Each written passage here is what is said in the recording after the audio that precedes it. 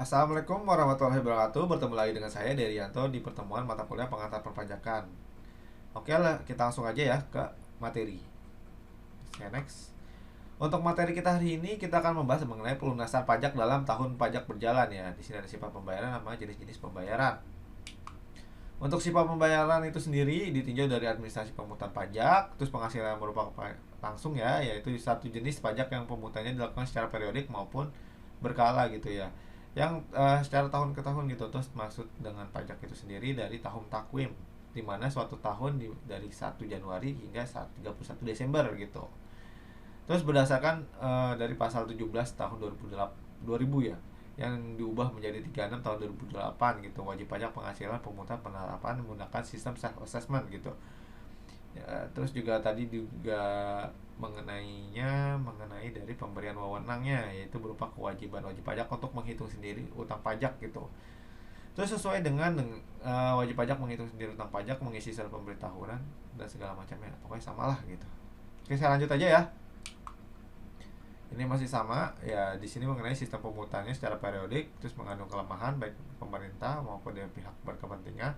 Tersedianya dana pelaksanaan tugas pemerintah juga bagi diri wajib pajak melaksanakan keberatan bila hutang pajaknya harus dibayar sekaligus gitu ya, berdasarkan Undang-Undang Nomor 36 Tahun 2008 gitu.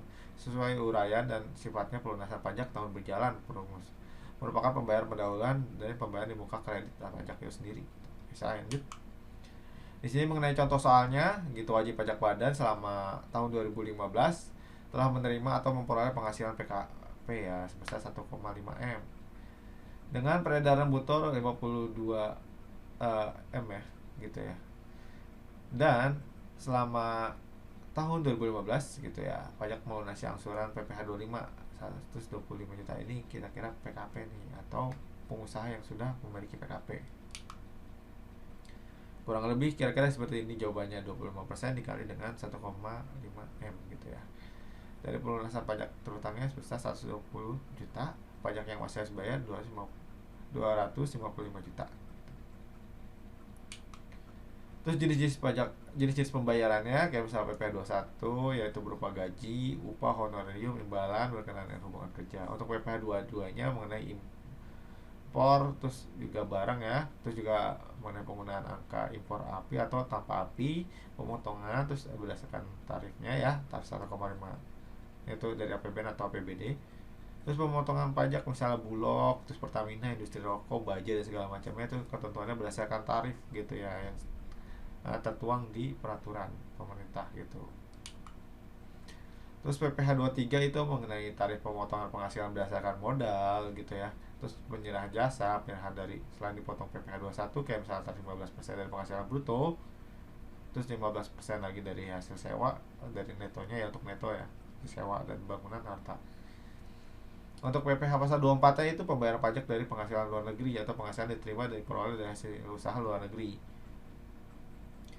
Untuk PPh pasal 25-nya mengenai tentang pembayaran bulanan yang harus dilakukan sendiri dari wajib pajak tahun berjalan. Untuk PPh pasal 26 itu mengenai pajak penghasilan wajib pajak luar negeri berdasarkan penghasilan atau misalnya dividen, bunga dan segala macamnya, tarifnya 20% untuk pemotongan pajak segala macamnya dan dilakukan pemotongan pajaknya gitu. Oke, saya lanjut aja ya. Oke, sekian pertemuan kita di pertemuan hari ini, dan maaf jika ada perkataan atau perbuatan baik yang berkenan maupun tidak berkenan ya. Selebihnya mohon maaf. Wabillahi taufiq wal hidayah. Wassalamualaikum warahmatullahi wabarakatuh.